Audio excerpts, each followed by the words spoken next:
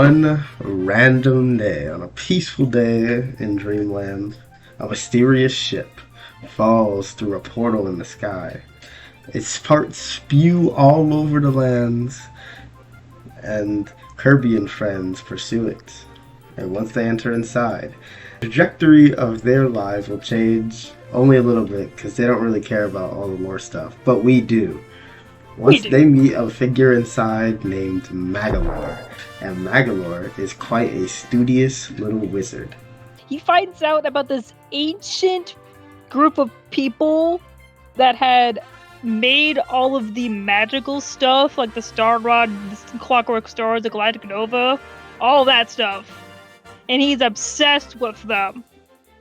One of the things that the ancients had made is the lore Star Cutter. The lore is not just a ship that the ancients had built to sail through the stars, going from world to world and such. It also is sentient. It has an AI of sorts. Though it never really talks to Kirby or the player, you do get a feel that there's something else about it. Yes, the lore Star Cutter and many other objects that we observed in the past Kirby games, which as mentioned, the Star Rod and Galactic Nova, which there are possibly multiple, were all created using a mysterious, miraculous power, according to Magalore. And that power allows the users to manifest their dreams and warp across different worlds and dimensions. Magalore himself is a practitioner of ancient magic, so he himself is also capable of warping to worlds, and he uses such powers to warp to Halcondra, where he fully engrosses himself in studying these people and their culture.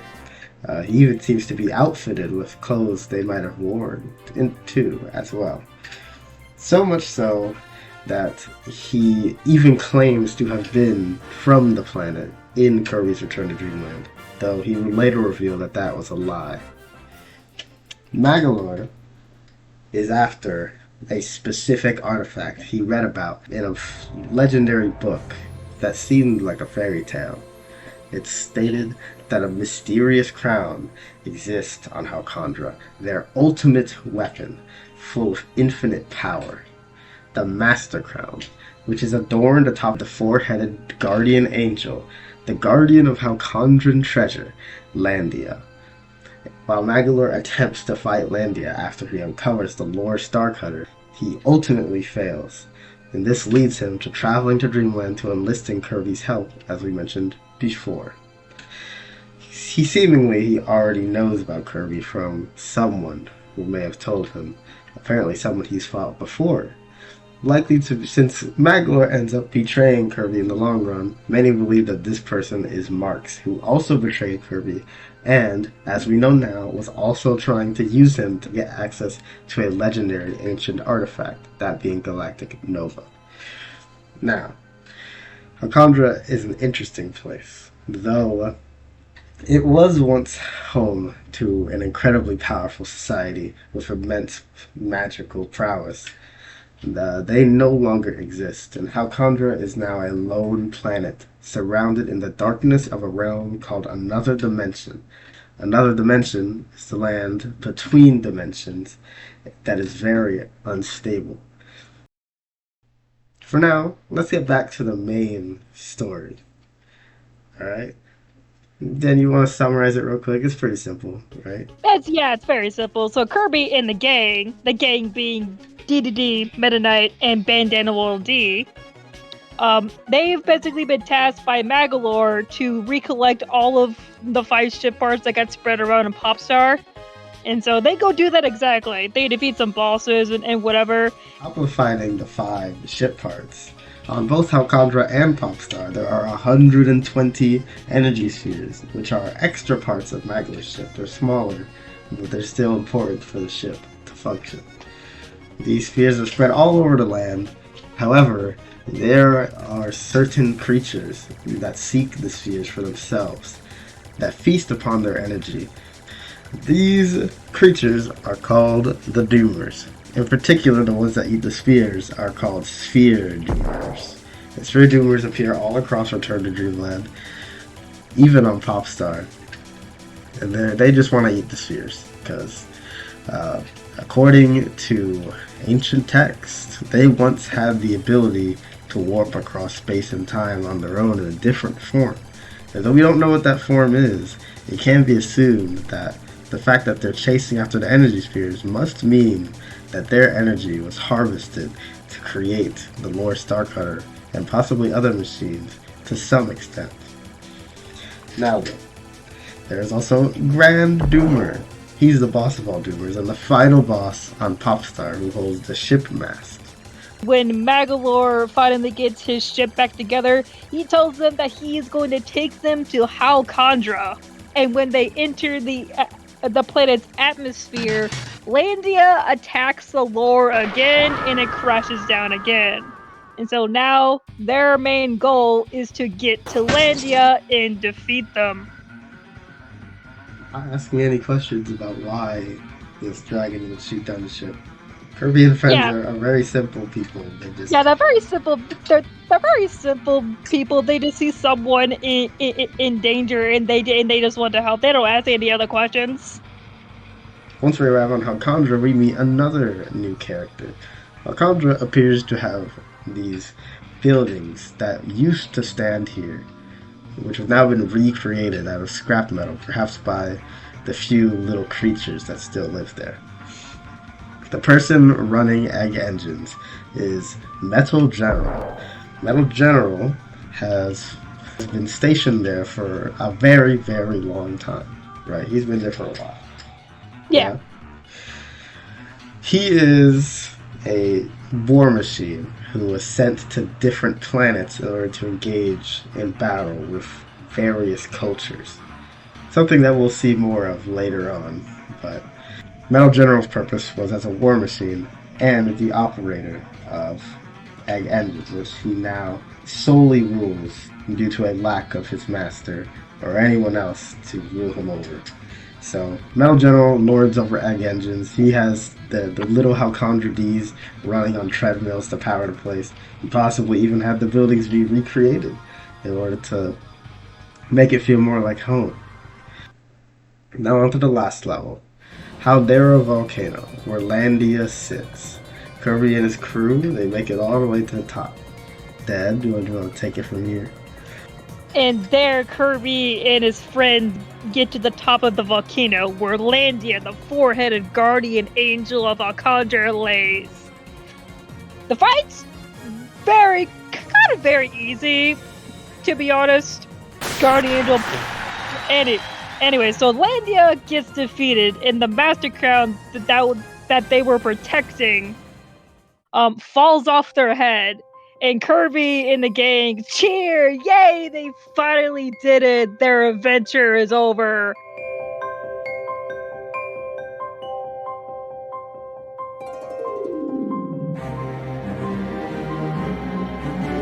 When they hear collapse, and they look up, and they see Magalore, and he thanks them for all of the efforts that they had done to get him here.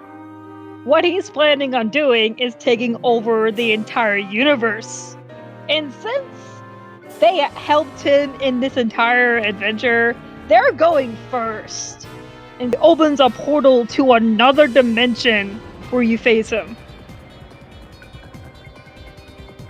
Thanks to Landia's help, Kirby and friends are able to reach him at the bottom of another dimension. And they engage in battle. It's grueling, it's difficult. If you're a baby, it's hard. Yeah. But ultimately, Magalore is stricken down with a mighty strike of Kirby's Ultra Sword. And then, suddenly, the crown flashes to life.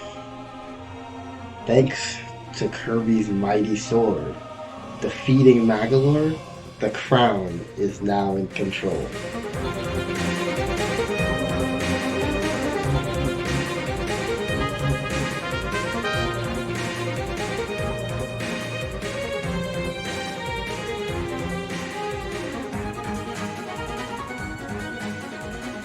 So, let's talk about the Master Crown.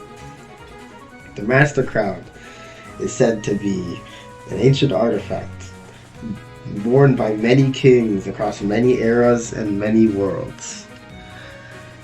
Its dark power influences those who bear it, darkening their heart, but also darkening its own in the process. It will ultimately eat away at anyone who wears it. Landia, a long time ago, was deemed the only person, or the only being, capable of controlling the crown's power to an extent, though it's not perfect. Sometimes they can be overpowered by the crown's might, but they're the best person for the job. Once Magolor is controlled by the crown, a mysterious eye appears in his mouth, one that isn't Magolor's. An eye that, if you are an astute Kirby fan, you might notice many dark bad guys in the past have had a similar mono eye. It seems that this crown is just another evil dark matter entity of dubious origin, and that at some point the ancients must have had access to this power. After the crown's defeat, Magolor is thrust into nothingness, and the crown shatters to pieces. Kirby and friends, with the help of Landia and the Lord Starcutter, return home to safety and resume their normal lives. But the story is not yet over for Magolor. So, there is an epilogue in the remake of Kirby's Return to Dreamland, in which we play as Magolor exploring the depths of another dimension after his humiliating defeat. He has lost all of its powers after Kirby and friends had defeated him, and his plan is to get his powers back. Not sure if it's for good or for evil. But... we're not sure about that. He's kind of a dubious creature, you know. Yes. And so he goes through this strange place that's like a mix mash of other places. And he if you fights. Pay attention to the architecture. It looks quite similar. Yeah, looks very similar to something else. It's very possible that they might be the ruins of Halcondra. Magolor encounters remixed bosses that Kirby and friends had faced before, but this time they're elemental themed. When Magolor defeats all of these bosses, he gets a slice of a weird apple. It's very gem-like, you could say. Yes, and thanks to this apple and its seeds that can be found throughout this mysterious realm, Magolor is able to recover his magical energy in different ways. And through enhancing this energy, he sort of contemplates to himself certain things. As when he enhances his flight, he thinks about flying into a sky-high kingdom, which we might discuss later. When he thinks about enhancing his other powers, he thinks about joining hands with his friends that he betrayed. Maybe he's feeling a bit regretful for his actions.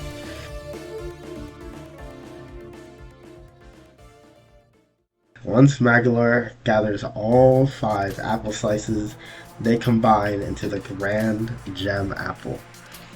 Much like Kirby and friends who gathered his ship parts before.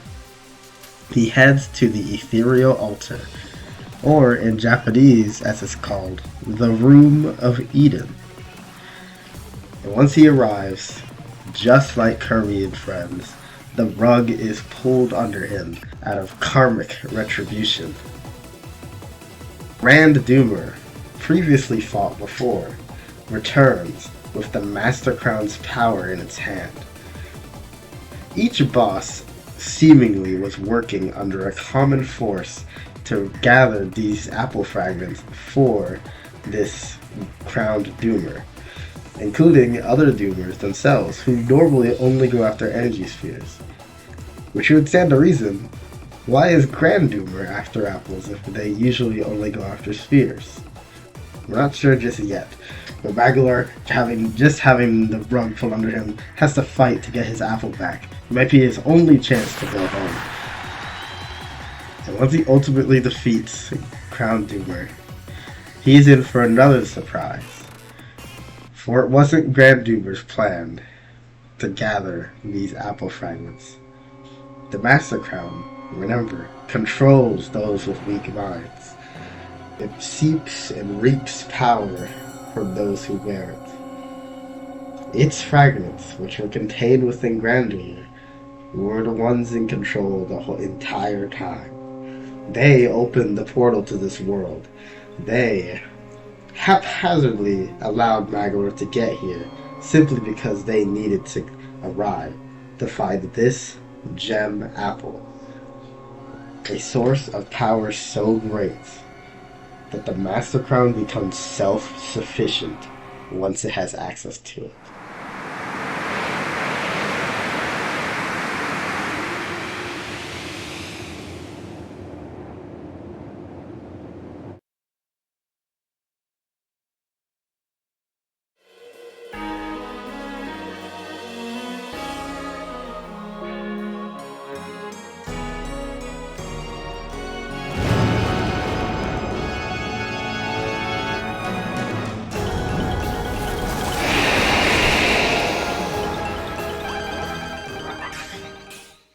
The space warps around the gem apple as the crown uses its power to take us back in time to when it was at its strongest.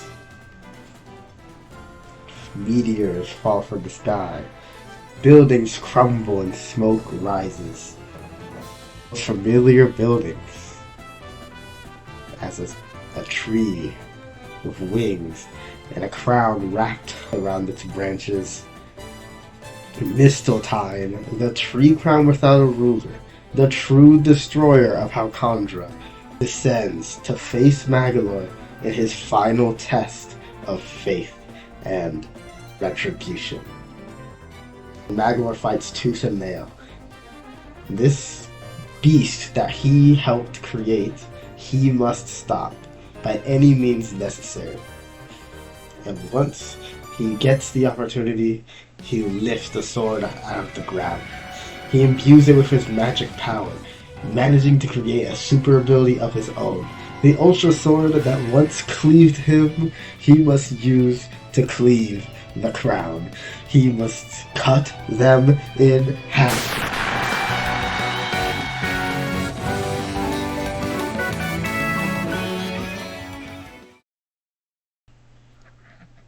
And once he does, the world is back to normal.